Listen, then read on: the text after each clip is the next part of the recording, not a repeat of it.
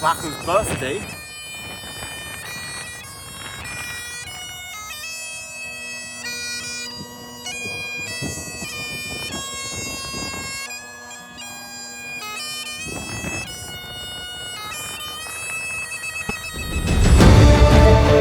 We are the McLean brothers, and we are currently rowing halfway around the world across the entire Pacific Ocean, 9,000 miles, non-stop and unsupported from South America to Australia.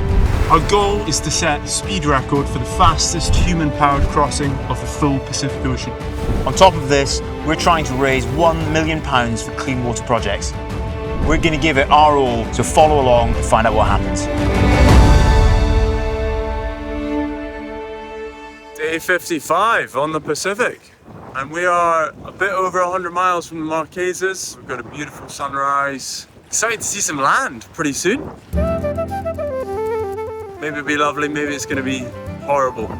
We might want to divert our course and go for a nice bed on dry land, a little seafood shack on a beach. Pretty nice, but we'll keep plodding on.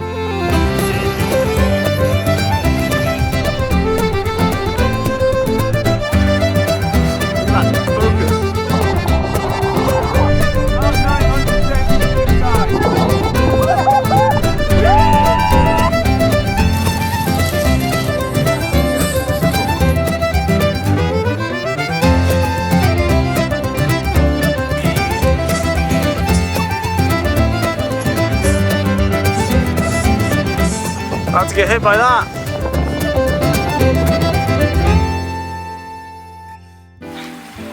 We do not have enough battery power to make water. As you can see, it's quite cloudy and it's been quite wet. So, we've got our hand pump out, pumping away, pumping the iron. Pretty slow. This is the outfit. One drip at a time. When I get to Oz, we're going to challenge the first person to find the partners. Boom! Come on! Left hand, boom! Yeah!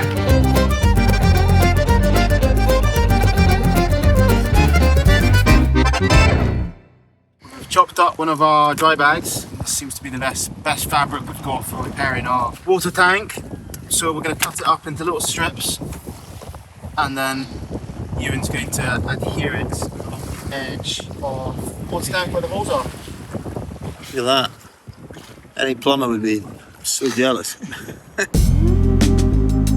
We are 50 nautical miles from Marquesas Islands. We were really trying our best to get below the South Island of the Marquesas, but it was going to be too hard to hit.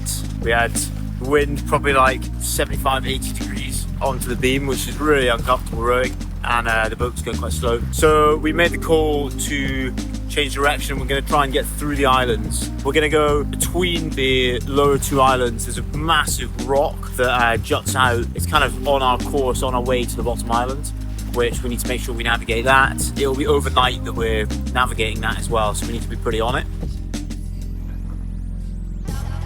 The Marquesas. It is dawn of day 57, and just seen land for the first time. We got land! Wake up! Oh, there's land! There's land! Help! I'm stuck on here! Help! You go back to sleep, Jamie. Come on, shut the door. We've hit a huge milestone of the crossing and our first sighting of land. We'd love to go ashore. We need to keep on going west. You seeing that?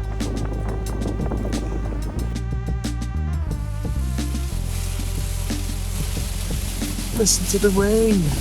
I've just got into bed. I'm not getting back out there.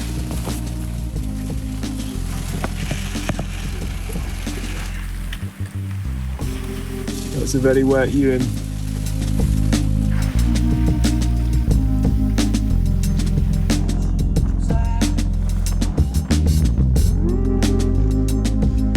Goodbye.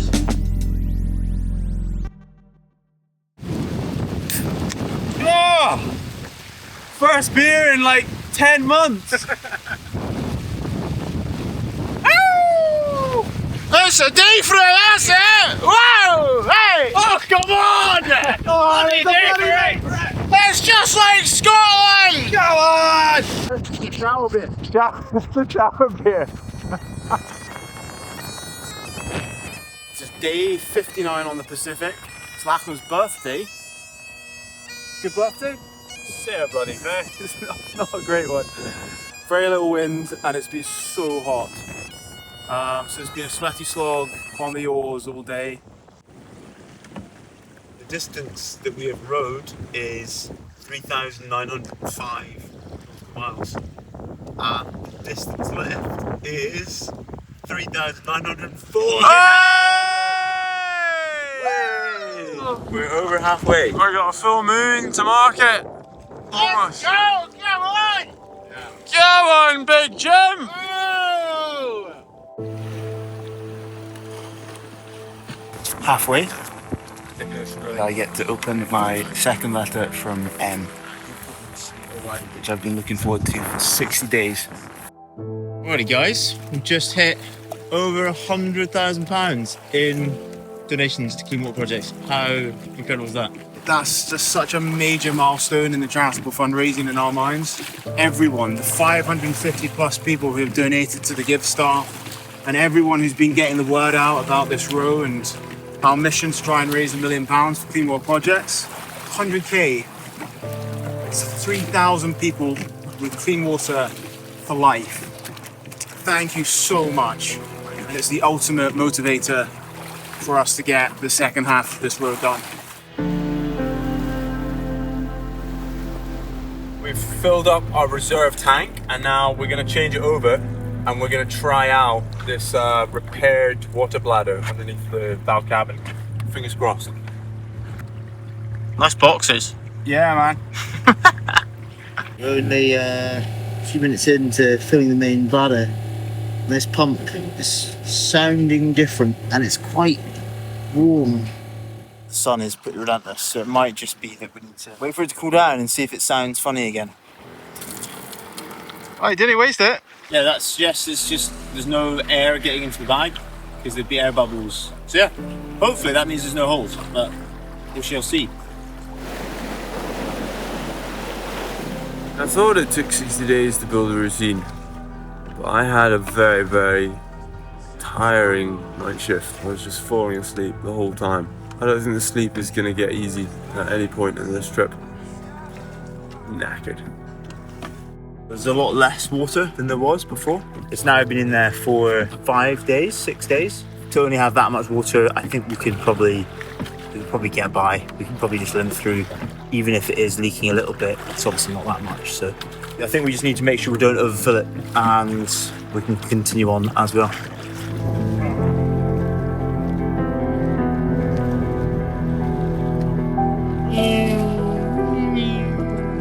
So we had battery issues last night. Trying to get to the bottom of it. There may have been a loose connection, I'm not sure. So we've got the Big roving solar panel out. Get some extra juice. We passed the Marquesas 5 days ago and we've lost the wind a bit and we're kind of working our way towards Bora Bora and Tahiti, 300-400 miles away. In the first half of the crossing, up until the Marquesas, kind of felt never ending. It's just quite overwhelming. So now that we've passed halfway, I think it's the first time that we've really started to even consider arrival. The last month before we arrive will probably be quite exciting. We just need to keep soldiering on. I'm thinking of Chloe's mantra, which is motivation is an action, not a feeling. The way that we're going to feel motivated is by just getting up, getting out on deck and doing your rowing shift, giving it all you got and then just repeating that.